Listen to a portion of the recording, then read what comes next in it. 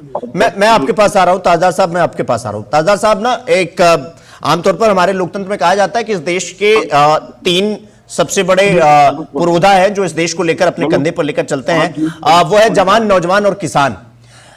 जवान की तो वो तो बॉर्डर पे खड़ा है, किसान अपने खेतों में है, लेकिन जो ये नौजवान है ये तो लखनऊ की सड़कों पर पड़ा है और चल भी नहीं रहा, रेंग रहा है। इन तस्वीरों को लेकर आपकी प्रतिक्रिया, और जिस हिसाब से ये पूरा सिस्टम चल रहा है, मामला 2018 से पड़ा हुआ है, 1-1.5 साल में जहां सारी चीजें क्लियर होनी चाहिए थी वहां 8-8 साल अगर निकल जाएगा तो फिर युवाओं का भरोसा कैसे सरकार पर बना रहे, या इस तरह की चीजें कब तक चलेंगी, कब तक वो बर्दाश्त करता रहेगा? क्योंकि उसकी तो उम्र निकल रही है ना, उसके हाथ से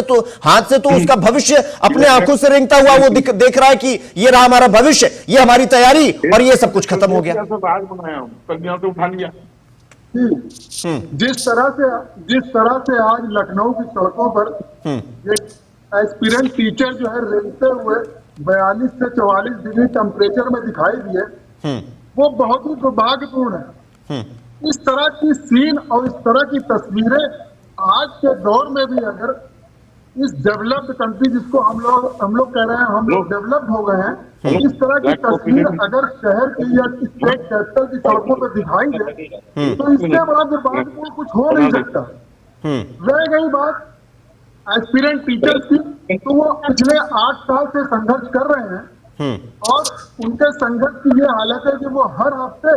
ये जो आज तस्वीरें आप देख रहे हैं, वो हर हफ्ते इस तरह के संघर्ष करते हैं। हर हफ्ते वो घुटनियों के बल, क्या कहते हैं, लेट के जो है बेसिक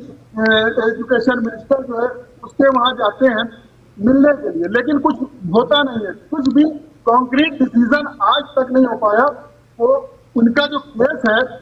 वो सुप्रीम कोर्ट में पिछले 7 साल 8 साल से पेंडिंग है, और सरकार ने उसको प्रॉपरली जो है जिस तरह से उसको परस्यू करना चाहिए था उस तरह से परस्यू नहीं किया। अगर ढंग से परस्यू करता है तो ताजदार साहब, सवाल वही है ना कि अगर आज नौजवान सड़क पर लेटा है, उसका विश्वास सरकार से डगमगाया है, उसके पीछे भी तो कई कारण है ना। उसको यह लग रहा है कि भाई सरकार हमारा पक्ष मजबूती से नहीं रख रही है, वरना ये सारी चीजें तो अधर में नहीं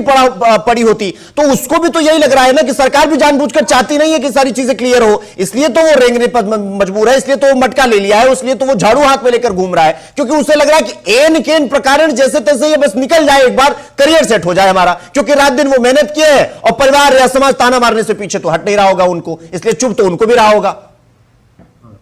नहीं, ठीक है, वही मैं कह रहा हूं कि अगर सरकार इस केस को हैंडल करती ठीक से और ठीक से कोर्ट में, सुप्रीम कोर्ट में